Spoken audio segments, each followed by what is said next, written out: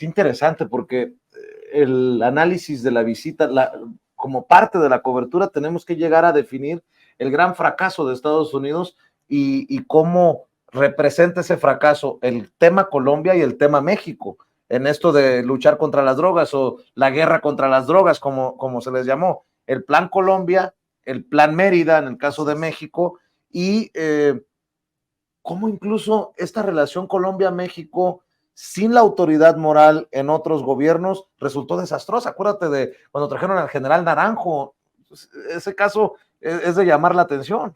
Pues es que imaginen, por eso decíamos es un espejo, Vicente, pues es que pudo venir ese general aquí, pues por el tipo de gobiernos también que había, la política que habían abrazado. Fue en tiempos de Peña Nieto, ¿no? Sí, sí, sí, de Peña Nieto. Así es, en principios del sexenio de Peña Nieto. Que para que nos ayudaran en temas de seguridad sí, ¿no? Combate al narcotráfico. Pero, y vaya el gobierno que ellos tenían, o sea, finalmente pues era esta visión, y por eso decíamos, hay una coyuntura pues que no sabemos cuándo se volverá a repetir, porque está complicado lo que está ocurriendo también allá, pero hay una coyuntura precisamente para decir, a ver, mira, somos prácticamente dos países espejo, víctimas de la política de supuesta guerra contra el narcotráfico que impone Estados Unidos. Y si en un momento le tocó a Colombia el que pusiera los muertos así de manera masiva, etcétera, en otro momento le tocó también a México. Y ya decíamos, Vicente, en Colombia hay que recordar por qué fue epicentro ahí de la supuesta guerra contra el narcotráfico,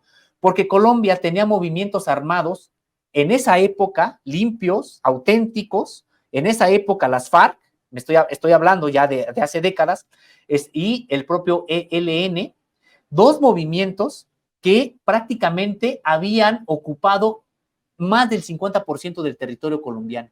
La guerra contra el narcotráfico en Colombia fue realmente con razones de contrainsurgencia, porque ahí Estados Unidos pudo justificar entonces la creación de los grupos paramilitares sanguinarios que hoy todavía actúan ahí, las Autodefensas Unidas de Colombia, por ejemplo, y pudieron justificar la militarización de todo el país y por qué tenían que implantar la política de seguridad hasta llegar a las bases militares estadounidenses.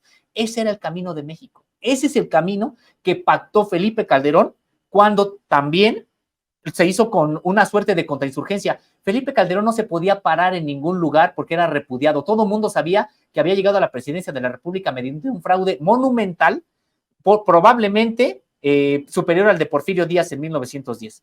Entonces, también lo que los gringos imponen a Felipe Calderón es, decimos, sí, te respaldamos, pero tiene que venir acompañado de una guerra que justifique todo lo que viene por parte de México. Fue un asunto de contrainsurgencia.